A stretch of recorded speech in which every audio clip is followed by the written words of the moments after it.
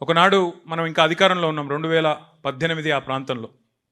ఆ రోజుల్లో నాకు ఒక ప్రముఖ సినిమా డైరెక్టర్ ఫోన్ చేసినాడు.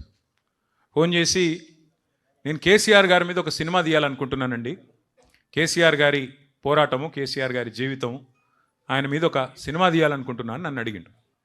అడిగితే నేను అన్నాను, అది నేను సమాధానం చెప్పలేని ప్రశ్న సార్, నేను సార్ని అడుగుతాను, అడిగి వారి సమాధానం మీకు చెప్తా అని చెప్పిన.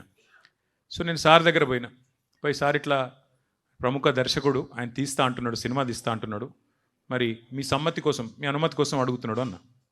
సార్ ఏమన్నాడంటే, అరే ఇప్పుడే కాళేశ్వరం పూర్తవుతుంది, ఇంకొక సంవత్సరం అయితే అయినాక చేద్దాము, తొందరొద్దు, సంవత్సరంన్నర అయితే అయిపోతుంది, బాగుంటుంది.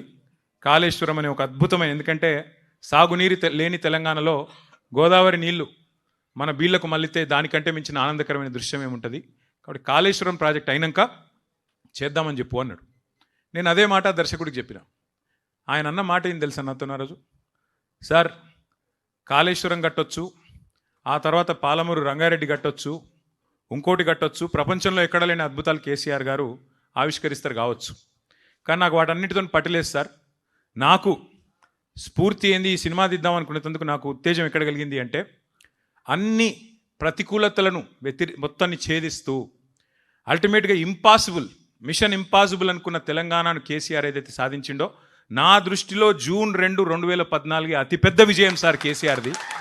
ఇక ఆ తర్వాత ఆయన ఏం చేసినా, ఎన్ని చేసినా నాకు అది పెద్ద ముచ్చట కాదు సార్ అన్నాడు. ఇంకా ఆ మాట అంటూ ఇంకొక మాట అన్నాడు ఆయన, కేసీఆర్ అనే 3 అక్షరాల ముందు సీఎం అనేది చాలా చిన్నది సార్, చాలా చిన్న పదవి అది, కేసీఆర్ అనే 3 అక్షరాలు లేకుంటే ఇలా తెలంగాణ ఎక్కడిస్తారు అన్నాడు.